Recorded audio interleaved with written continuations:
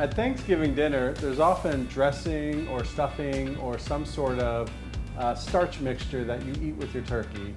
We at our family Thanksgiving always make a sausage stuffing. And then I've kind of morphed it, I don't know, 10 years ago into something called Stuffin Muffins. Mostly I was doing it for portion control, but they became a big hit, and now people look forward to the sausage Stuffin Muffins. So here's how I make them. We're gonna do it in a couple of different parts.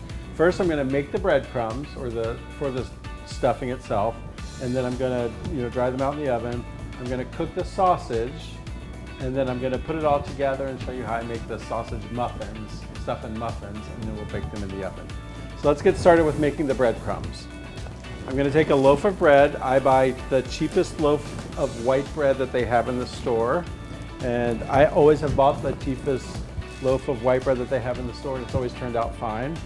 And then I'm just gonna run a knife through it and make big cubes and put them on a cookie sheet.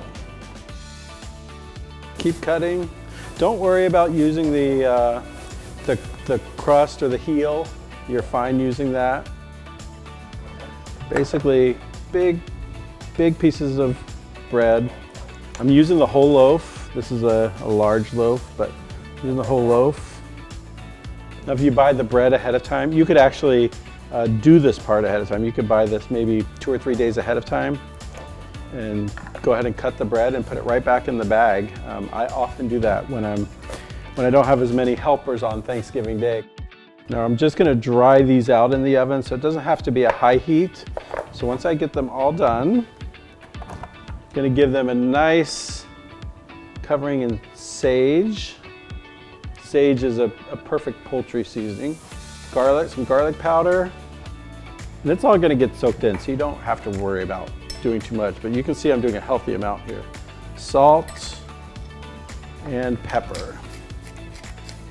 Okay, so I'm gonna put these in the oven at about 300 degrees until they kind of look dry and toasty. Okay, so I have the bread cubes in the oven and they're drying out, so I'm gonna start the sausage. I'm going to take 1 pound of sausage. Now I prefer using the kind that actually has sage in it. You may not want that for breakfast, but certainly for sausage stuffing at Thanksgiving, it would be the right thing. And I'm gonna cook it and crumble it as I go along until it's completely cooked. So my sausage is now cooked. You can see it's nice and crumbled and it's all cooked. I'm gonna add 4 stalks of celery that I've pre-chopped and 1 whole sweet onion that I've pre-chopped. And just for good measure, I'm gonna add 4 ounces or 4 tablespoons of butter. I'm gonna let the onions and celery sweat and cook down a little. My sausage with the onion and the celery is just about cooked down, so I'm gonna check on my bread cubes. I'm actually gonna try one.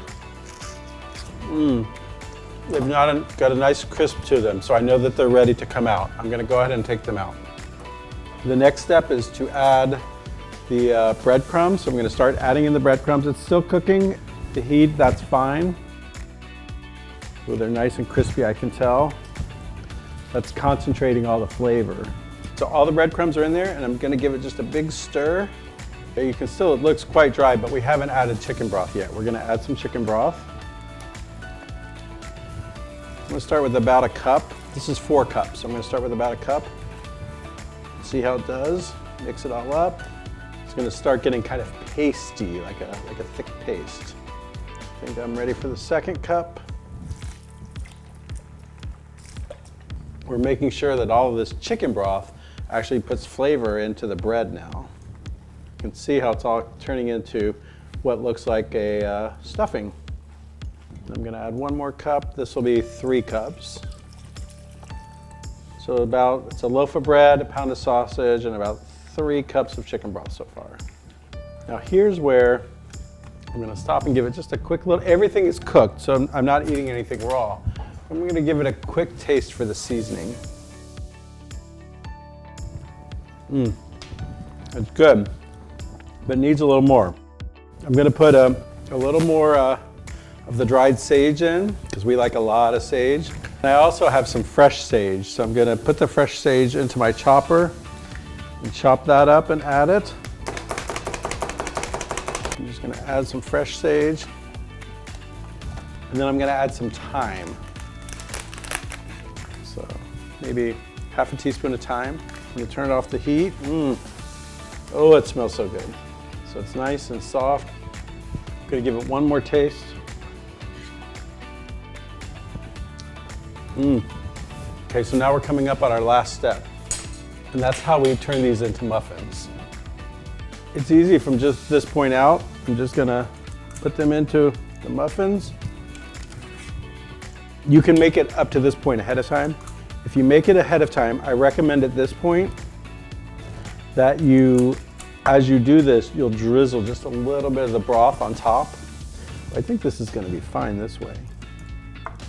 And these aren't true muffins because they will, you'll see later when I take them out of the pan, that they kind of fall apart.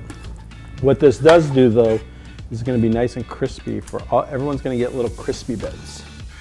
I'll get another pan going, but I'm gonna put these in the oven at 350 until probably 20 minutes until the tops start to look a little brown. Okay, so my Stuffin Muffins have cooked 20 to 25 minutes, so I'm gonna check on them. Oh, they look great.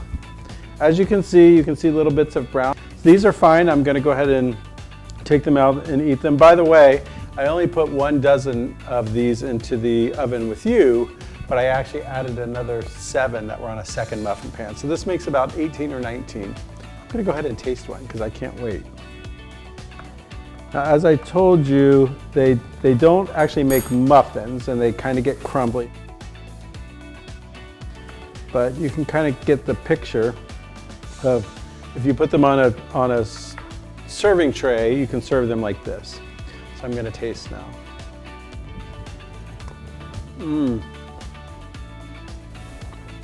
I hope that you'll add sausage Stuffin Muffins to your Thanksgiving dinner, so your dinner can be just like mine. You're gonna love it.